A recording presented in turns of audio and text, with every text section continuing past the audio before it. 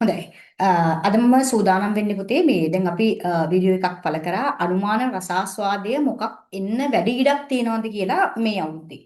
එතකොට ඒකෙදි මම සඳහන් කරා ඒකෙදි මම පාඩම් ගැන සාකච්ඡා කරන්න ගියේ නැහැ. මම නිකන් ඔයාට දල වශයෙන් අදහසක් දුන්න විතරයි රසාස්වාදයක් ලියන්නේ. කොහොමද සහ මොන වගේ පද්‍යපන්ති ඒ විදි කියන එක සම්බන්ධව.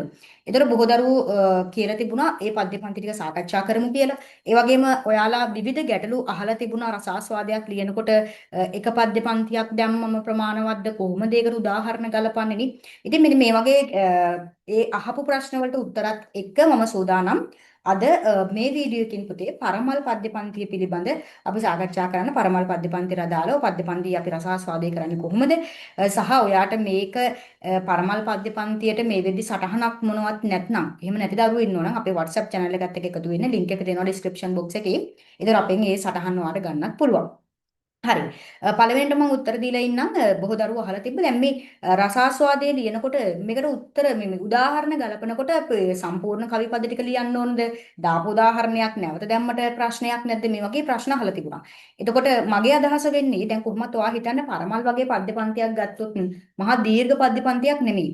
එතකොට අපිට යම් යම් කොටස් වලට එකම කවි කොටස් යොදන්න වෙන අවස්ථා තියෙනවා. ඒක කිසිසේත්ම ගැටලුවක් නෑ. මොකද අපි එකම කවි කොටස් යෙදුවට පුතේ අපි ඒකෙදි විස්තර කරන විස්තරය වෙනස්නේ නේ. අපි සිද්ධ කරන විස්තර වෙනස්. ඒ නිසා ඒකේ ප්‍රශ්නයක් නෑ. අනිත් එක තමයි අපි හැම වෙලාවකම උදාහරණයක් ලියනකොට තියෙන සම්පූර්ණ කවි පන්තිය ලිවීම අත්‍යවශ්‍ය වෙන්නේ නෑ. අපි ඒකෙදි ගලපන්නේ අත්‍යවශ්‍ය කොටස. ඔයා උපමාවක් ගැන කතා කරනවා නම් උපමාව සඳහන් කිරීම ප්‍රමාණවත්. ඒක තියෙන පේලිය සඳහන් කරන්න. ඔයා වස්තු විෂය වගේ කියනවා නම් පේලි හතරම ලියන්න. ඊට පස්සේ ඔයා කියන්නේ කාව්‍ය අලංකාර නැත්නම් කාව්‍ය උපක්‍රම ගැන කතා කරනකොට ඔන්න ඔයාට පුළුවන් කවිය ලියලා එතෙන්දී එක කවියක් ගන්නවා ඒ කවියේ තියෙන සමස්ත කාව්‍ය අලංකාර සියල්ල කතා කරනවා. එතනින් පස්සේ වෙන තැනක උපමාවක් තියෙනවා නම් ඒ උපමාව විතරක් උපුටා දැක්වීම ප්‍රමාණයි. හරිද? එතනින් එහාට සියල්ලම ලියලිය ඉන්න අවශ්‍ය වෙන්නේ නැහැ. ඔයා දෘෂ්ටි කෝණය ගැන නම් කතා කරන්නේ දෘෂ්ටි කෝණය පේන ඒ වැකි ඒ පදපේලිය හෝ දෙක ලිවීම ප්‍රමාණවත්. හරි. මම යනවා පරමල් පද්‍ය පන්තියට. එතකොට ඔයා අපේ කලින් වීඩියෝව නරඹපු නැති දරුවෙක් නම් පුතේ අනිවාර්යෙන්ම මේ වීඩියෝ එක නරඹන්න. මම ඊටාම කෙටි වේලාවක් ඇතුළත කොහොමද පරමල් පද්‍ය පන්තිය රසාස්වාදය කරන්න කියන කාරණාව තමයි සාකච්ඡා කරන්න බලාපොරොත්තු වෙන්නේ. අපි රසාස්වාදයක් ලියන විදිය කලින් වීඩියෝ එකේදී සාකච්ඡා කරා. මම ඒ වීඩියෝ එකේ ලින්ක් එකත් මේකේ description box එකේ දාලා තියෙනවා. ඒ වගේම ආරම්භයේදී සඳහන් කරන්න ඕනි channel එක subscribe කරලා දිගටම රැඳිලා ඉන්න අපේ WhatsApp channel එකකුත් තියෙනවා. ඒ පිළිබඳව ඔබ දැනුවත් ඇති කියලා හිතනවා. ඉතින් ඒවත් සමග දිගටම සම්බන්ධ වෙලා ඉන්න විභාගයේ දක්වාම කරන්න පුළුවන් හැම උදව්වක්ම ඔයා වෙනුවෙන් දෙන්න අපි සූදානම්. හරි. පරමල් පද්‍ය පන්තිය ගත්තට පස්සේ පුතේ මම හිතනවා මේ වෙලාවේ ඔයා පද්‍ය පන්තිය ළඟ තියාගෙන සාකච්ඡා කරනවා ඇති කියලා. අපි ගත්තොත් රත්නශ්‍රී විජේසිංහ මම හිතනවා මේ පද්‍ය පන්තිය මේ සැරේ රසාස්වාදයෙන් ඉන්න වැඩි ඉඩක් තියෙයි කියලා. හේතුව තමයි රත්නශ්‍රී විජේසිංහන් කියන්නේ අපේ දැනට ජීවතුන් අතර ඉන්න ඉතාම දක්ෂ කවියෙක් නේ. එතුමාට උපහාරයක් පිණිස සමහර වෙලාවට මේක අර නිශ්චිතවම මේකම එනවා කියන අදහස නෙමෙයි මේ කියන්නේ. එන්න ඉඩ කඩක් තියනවා වැඩි ඉඩක් තියනවා කියන කාරණාව තමයි මේ සඳහන් කරන්නේ. එතකොට අපි බැලුවම පරමල් කියන පද්‍යපන්තිය පුතේ පරමල් කියන්නේ සංකේතයක් නේ. පරමල් කියලා කියන සංකේතයක්. මොකද්ද මේ පද්‍යපන්තිය සාකච්ඡා කරන්නේ පරම්පරා ඝට්ටනයක් නේ. එතකොට පරම්පරා දිට්ඨියක් අතර සමාජයේ හැම වෙලාවෙම ගැටුමක් තියෙනවා. වැඩිහිටි පරම්පරාව තරුණ පරම්පරාවත් එක්ක නිරන්තර ගැටුමක් පවතිනවා. මොකද අදහස් වල ගැළපීම් නොගැළපීම් නේ. ඒ පරම්පරාවේ ජෙනරේෂන් වල තියෙන වෙනස්කම් එක්කනේ. එතකොට මේකේ පරමල් කියලා කියන්නේ සංකේතයක් එක වැඩිහිටි පරම්පරාව. මේ බලන්න පඩිපෙලෙන් බැස අයින් වී එන්න අලුත් මල් පොකුරු අරගෙන එන්න පින්වතුනි එන අයට ඉඩ දෙන්න එපා පරමල් පයින් පා ගන්න. දැන් කවිය කියනවා ඉතල මතු පිට අර්ථය බලන්න පුතේ. පඩිපෙලින් බැස අයින් වී එන්න. පඩිපෙලකින් බැහැලා එන කෙනෙක්ට කියනවා. දැන් ඔබ මේ පඩිපෙලින් බැස එන්න. හැබැයි එනකොට පඩිපෙලේ අයින් වෙලා එන්න නේ. අපි පඩිපෙලකින් පල්ලෙහාට බහිනකොට තව කෙනෙක්ට එන්න ඉඩ දෙනවා නම් අපි පඩිපෙලේ මැද්දෙන් බැස්සෝ තව එන අයට ඉඩ නැති වෙනවා. ඒ නිසා කියනවා මොකක්ද පඩිපෙලින් බෑලා ඉන්න හැබැයි අයිනට වෙලා එන්න ඕනේ. කෙලවරින් එන්න අලුත් මල් පොකුරු අරගෙන එන්න පින්වතුනි එන අයට ඉඩ දෙන්න.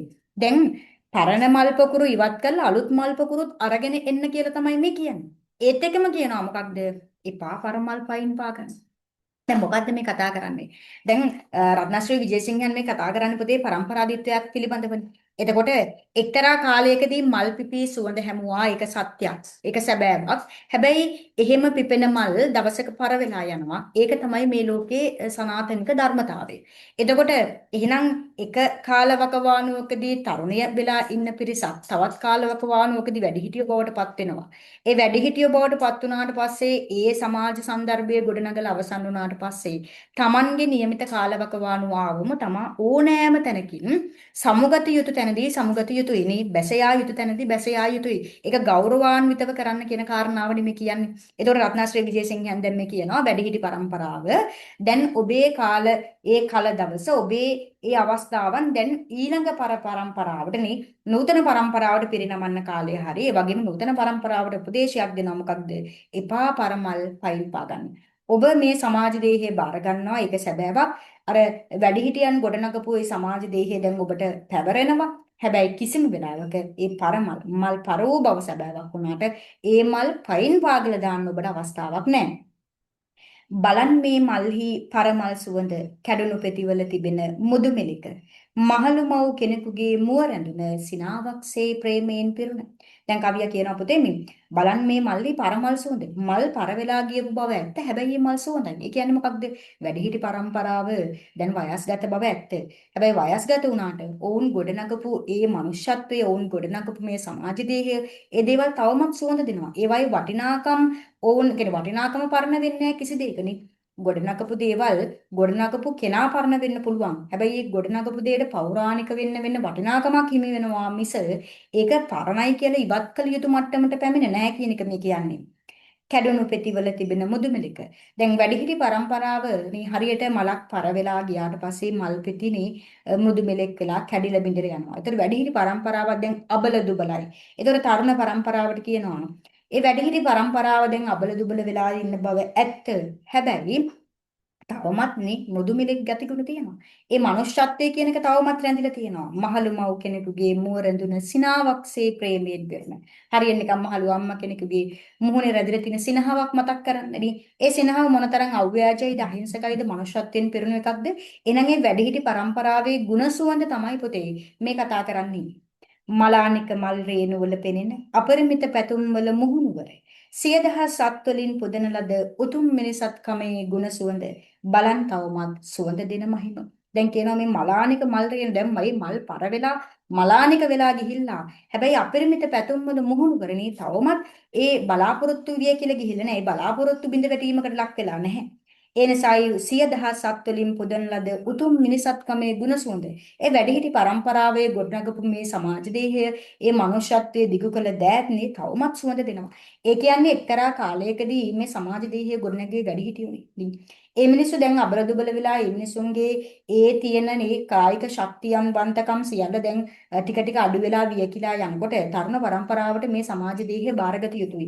හැබැයි කිසිම වෙලාවක අර පෙර මේ ගොඩනගපු දේවල් වලනේ මේවා දැන් අවශ්‍ය නැහැ මේවා දැන් බැහැර කරන්න ඕන මේවා දැන් නූතන ලෝකෙට ගැලපෙන්නේ නැහැ කියලා එකවර නේ පයින් පාගල දාලා බැහැර කරන්න කියන කතාව නෙමෙයි. එහෙම කරන්න එපා කියන එකයි මේ කතා කරන්නේ.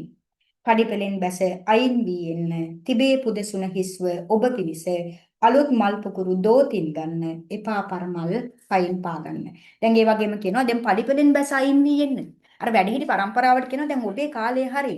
ඔබ සමුගත යුතු මොහොතේ ගෞරවාන්විතව සමුගන්න ඕනේ. අපි හමුවීම වගේම අවසානයේ වෙන්වීමත් ගෞරවනීය වෙන්න ඕනේ. අපි සමුගත යුතු තැනදී සමුගත්තේ නැත්නම් ඒ අවසානයේ ගෞරවනීය වෙන්නේ නැහැ නේ. ඒ නිසා කියන ඔබ දැන් පඩිපෙලෙන් බැහැලා ඒ අවස්ථාව තරුණ පරම්පරාවට දෙන්න. ඔබ දැන් බැහැලා අයින් වෙලා එන්න. ඒ එනකොට මතකතු අයිනට වෙලා එන්න. මේ ඒ වගේම කියනවා මොකක්ද අලුත් මල් පොකුරු වලට දැන් අවස්ථාව දෙන්න. හැබැයි කිසිම වෙලාවක එපා පරමල් පයින් පාගන්න මේ පරමල් පයින් පෑගීමේ අයිතිය ඔබට නැහැ. එතකොට දැන් මේ කතා කරන්නේ මොකක්ද පිටේ දැන් ඔන්න මම පද්‍ය පන්තිය පිළිබඳ සරලව ඉතාම ඉක්මනින් ඔය අදහසක් දුන්නේ. දැන් මේකෙදි මම සාකච්ඡා කරනවා දැන් කොහොමද අපි මේක රසාස්වාදයකට ගලපන්නේ? ඔයා හිතන්නේ ඔයා මේ වෙලාවේ කවිය පිළිබඳ හැඳින්වීමක් ඔයා ළඟ තියෙනවද? කවියක් කියන්නේ මොකක්ද? කවියා කියන්නේ කවුදනේ? අපි කියනවා මොකක්ද? අපි ගත්තොත් මලානික කුසුමකට ජීව සාරය දීලා නැවත ඒ මල පුබුදුවාලන්න කවුරු හරි කෙනෙක් සමත් නම් එහෙම කෙනෙක්ට අපි කියනවා කවියෙක් කියලා. ඒ වගේ මම මේ ඔයාලට දලාල් වශයෙන් අදහසක් දෙන්නේ ලස්සන අදහසක් ගොඩනගන්න. හැඳින්වීම පුතේ ලස්සන වෙන්න ඕන මේක උසස් පෙළ. හැඳින්වීම හෙන වැල්වට ආරම් බයිල ගහන්න කියන එක නෙමෙයි මේ කියන්නේ. හැබැයි හැඳින්වීමේ ප්‍රවේශය සාර්ථක වෙන්න ඕනේ උසස් පෙළ සාහිත්‍ය පත්‍රයේනේ. ඒ නිසා ඔයා ලස්සන නේද රූල් 7-8ක ලස්සන හැඳින්වීමක් ගොඩනගා ගන්න. ඒ හැඳින්වීම ඇතුලේ කවියක් කියන්නේ මොකද්ද? කවියා කියන්නේ කවුද? මේක රසවත්ව පිළිතුරු ගොඩනගාගෙන එන්න. ඊට පස්සේ මේක ඇතුලේ ඔයාට පුළුවන් කවියාගේ නම සඳහන් කරන්නනේ. ඒ ආයිති යුගය වගේ දේවල් සඳහන් කරලා ඔයාට ඔයාගේ උත්තරයට ප්‍රවේශ වෙන්න පුළුවන්. ඊට පස්සේ වැදගත්ම කාරණාව වස්තු විෂය. දැන් වස්තු විෂය ගැන ලියනකොට කවියක් ලියනවා තේරුම ලියනවා කවියක් ලියනවා තේරුම ලියනවා සියලුම කවිවල තේරුම් ලියන්න අවශ්‍ය වෙන්නේ නැහැ. ඔයා මොකක්ද කරන්න ඕනේ? සමස්ත පැතිපෙළේ අදහස දැන් ඔයා කියන්න ඕනේ මේකේ වස්තු විෂය වෙන්නේ පරම්පරාදිත්වයක් අතර ගැටුමනේ නේ පරම්පරා ගැටුම. එතකොට මේ පරම්පරාදිත්වයක් අතර පවතින ගැටුම සමතයකටපත් කරලා ඒ ඔස්සේ සමාජ දේහය ගොඩනැගීම තමයි කවියා මේ කරන්නේ. එතකොට කවියා කියනවා එක සමාජයකදී එක්තරා කාලයකදී සමාජය ගොඩනගපු වැඩි හිටියෝ තවත් කාලයකදී ඒක නූතන පරම්පරාවට බාර දෙනවා. හැබැයි සමාජයක් ඇතුලේ මේ දෙගොල්ලොන්ගේ අදහස් නොගැලපීම් තියෙන්න පුළුවන් නේ. ඒ සිතුවිලි වල වෙනස්කම් තියෙන්න පුළුවන්. එතකොට ඒ දේවල් වල ගැටීම වළක්වගෙන හැම වෙලාවෙම පරම්පරා දෙකක් එකිනෙකාට ගෞරව කිරීමෙන් තමයි සමාජ දේහයේ පැවැත්ම රඳා පවතින්නේ. මේ ඒ ගෞරවය මත. එතකොට ඒ කාරණාව තමයි ඔයා පැහැදිලි කරන්න ඕනේ. නෝ ඔයා කියන්නේ මේ පරම්පරා ගැටුමක් ගැන කතා කරන්නේ. පරම්පරාව දෙකක් අතර පවතින වෙනස්කම් ගැන කතා කරන්නේ. කොහොමද ඒ වැඩිහිටි පරම්පරාව දැන් ටික ටික දුබල වුණාට ඒ පරම්පරාවට ගරු කරන්නේ කොහොමද? ඒ පරම්පරාවත් එක්ක ඒ සුහදව කටයුතු කරන්නේ කොහොමද? මේ දේවල් තමයි මේකේ කතා කරන්නේ. ඊට පස්සේ අපි ගත්තොත් අපිට පුළුවන් මේකේ වස්තු විෂය කියන කොටසෙන් පස්සේ භාෂා ලක්ෂණ වලට යන්න. දැන් බලන්න මේකේ භාෂා ලක්ෂණ වලට ඔයා වැඩිපුරම භාෂා ලක්ෂණ තියෙන කවිය ගන්න. දැන් උදාහරණයක් විදිහට ඔයාට හොඳයි මේක ගත්තොත් අර බලන් මේ මල්ලි පරමල් සුවඳ. දැන් ඒ කවි පේලි 4 ගත්තොත් ඔයාට මේකේ පරමල් කියන සංකේතය ගැන පැහැදිලි කරන්න පුළුවන්. ඊට පස්සේ බලන් මේ මල්ලි කියනකොට විවහාර භාෂාව විදිහට කතා කරන වචන තියෙනවා. අනේ සරලයි භාෂාව. ඊට පස්සේ සිනාවක්සේ ප්‍රේමයෙන් පිරෙන තුවම් පොතේ උපමාවක් ගැන කතා කරන්නත් පුළුවන්. ඊට පස්සේ මේක අපිට මේ මහලු මව් කෙනෙකුගේ මුවරඳුන සිනාවක්සේ ප්‍රේමයෙන් කොහොම සංකල්ප රූප නිර්මාණය කරනවා. ඒකට පේනවද එකම කවියක් ඇතුලේ අපිට පුළුවන් නේද කාව්‍ය උපක්‍රම ගොඩාක් විස්තර කරන්න. එහෙම විස්තර කරලා ඊට පස්සේ වාට පුළුවන් කවි පන්තියේ වෙනත් තැන්වල තියෙන කොටස් ටික වෙන වෙනම අරන් විස්තර කරන්න. දැන් ඔයාලට පුළුවන් අලුත් මල් කියන්නේ සංකේතයක් නේ. එතකොට ඒකදී ඒ අලුත් මල් කියන කොටස විතරක් අරගෙන පැහැදිලි කරන්න. ඊට පස්සේ අර එපා පරමල් පයින් පාගන්න කියන එක පුනරුක්තියක් නේ. මොකද දැන් දෙක කියදිලා තියෙනවා. ඒ වගේ වාට මේකේ ඒ භාෂාත්මක ලක්ෂණ විස්තර කරගෙන යන්න පුළුවන්. ඊට පස්සේ පුතේ සාකච්ඡා කරන්න භාෂා ලක්ෂණ වලින් පස්සේ ආකෘතිය හා දෘෂ්ටි කෝණය. දැන් මේ පද්‍ය පන්තියේ ගත්තම අපි නිසඳස් ආකෘතියනේ අයිති වෙන්නේ. හැබැයි මේක සම්ප්‍රදායික නිසඳස් ආකෘතිය නෙමෙයි. මොකද රත්නශ්‍රී විජේසිංහයන් අයිති වෙන නිසඳස් දෙවන පරම්පරාවෙන්. එතකොට මේක ඇවිල්ලා නූතන කවියට අයිති. එතකොට අපිට පුළුවන් කතා කරන්න මේ පැදිපෙළ නිදහසේ ගලාගෙන ඇවිදින. හැබැයි යම් යම් තැන්වල නිකන් සිව්පදයේ ලක්ෂණ හෝමාරු කරගන්න මින් පොඩි ඛණ්ඩනය කිරීමකට ලක් වෙලා තියෙනවා. හැබැයි එලි සමයක් නැති හන්ද අපිට මේක සිව්පද ආකෘතියකට දාන්න බෑ. හැබැයි අපි මේක ගන්නේ නිසඳස් ආකෘතිය. හැබැයි සම්ප්‍රදායික නිසඳස් නොවේ කියන කාරණාව ලියන්නම ඕනේ.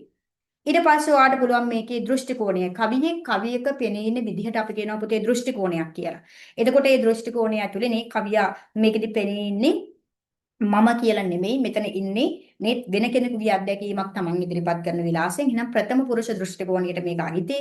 ඊතර ප්‍රථම පුරුෂ දෘෂ්ටි කෝණය දැම්මම මොකක්ද පැදිපෙළට වෙන්නේ කියන කාරණාව තමයි අපි මේකෙදි පැහැදිලි කරන්න ඕනේ. ඊතර ඔයාට කියන්න පුළුවන් ප්‍රථම පුරුෂ දෘෂ්ටි කෝණය දැම්මම මේ කවියෙක්ට හැම වෙලාවෙම තමන්ගේම අත්දැකීමක් වෙන්න ඕනේ නැහැ. කවියෙක්ට සමහරලාට අත්දැකීම් වෙනවා තමන්ගේ නෙත්දැකීම්.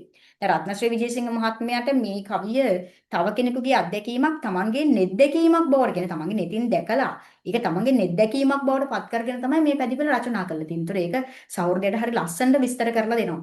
ඉතින් ඒ විදිහට ඔයාලට මේක විස්තර කරගන්න පුළුවන්. අන්තිමටම පුතේ විස්තර කරන්නේ ජීවන දෘෂ්ටි. ජීවන දෘෂ්ටි කියන කොටසදී ඔයා කතා කරන්නේ කොහොමද කවියා මේ ජීවිතය කියන එක දකින්නේ? කවියා ජීවිතය දකින්නෝනේ එක්තරා කාලයකදී මේ සමාජයේ බාර අරගෙනනේ පිපිලා සුගන්ධවත් මේ සුළඟට හමපු මේ සුවඳ හමාදීපු මේ මලක් තවත් කාලයකදී පර වෙලා යනවා. මේක තමයි සදාතනික සත්‍යතාවය. ජීවිතයක් මේ වගේනේ.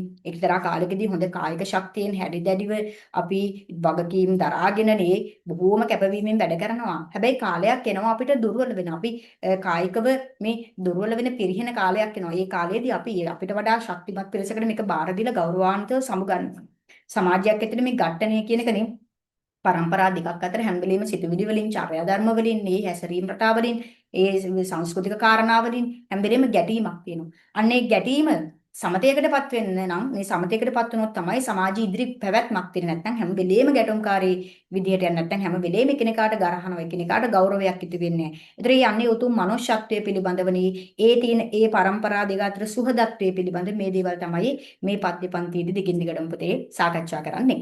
ඒතර ඔයා බලන්න දැන් මම ওই රසාස්වාදය ගැන කතා කරගෙන ආපු ඒ කොටස් ටික හැඳින්වීම, වස්තු විෂය, භාෂා ලක්ෂණ ටික, ඊට පස්සේ ආකෘති හා දෘෂ්ටි කෝණීය ජීවන දෘෂ්ටිය. මෙන්න මේ කොටස් ටික ඔයාට ලියන්න පුළුවන් නම් මම ඔයාට වගකීමෙන්, හරිද? බොහොම වගකීමෙන් මම ඔයාට කියනවා ලකුණු 6කට වඩා වැඩි ලකුණක් ඔයා ලියන විදිය අනුව ඔයාට ලකුණු 12න් කීයක් එනවද කියන එක තීරණය වෙනවා. හැබැයි පුතේ සාමාන්‍යයෙන් අනිවාර්යයෙන්ම ලකුණු 6කට එහා පැත්ත ඔයාට යන්න පුළුවන්. හැබැයි ඔයා මේ කොටස් සඳහන් කරන්නේ නැතුව නිකම්ම කවියේ තේරුම ලියාගෙන යනවා නම් මතක තියාගන්න ඔයාට ලකුණු 6කට වඩා අඩු ලකුණක් තමයි පිරිනමන්න කියලා මාකින් එකේ පැහැදිලිව සඳහන් කරලා තියෙනවා. ඉතින් මම හිතනවා ඔයාට මේක උදව්වක් වෙන්නේ නැති කියලා. ඔයාට පරමල් පද්‍ය පන්තියට අදාළ සටහනක් නැත්නම් ඔයාට නිකන් රසාස්වාදය කොහොමද ලිව්වේ කියලා නිකන් බලාගන්න එහෙම අවශ්‍ය නැනක සටහනක් තිබුණොත් හොඳයි වගේ හිතෙනවා නම් අපේ WhatsApp channel එක follow කරන්න. අපි channel එකට යම් යම් සටහන් ලබා දෙනවා ළමයින්ට අවශ්‍ය කරන. ඉතින් අපි තවත් වීඩියෝ එකකින් මුණ ගැහෙමු. channel එක subscribe කරන්න. යාළුවන්ටත් මේ වීඩියෝස් බලන්න share කරන්න. අපි ඊළඟ වීඩියෝ එකේදී නැවත වතාවක් මුණ ගැහෙමු.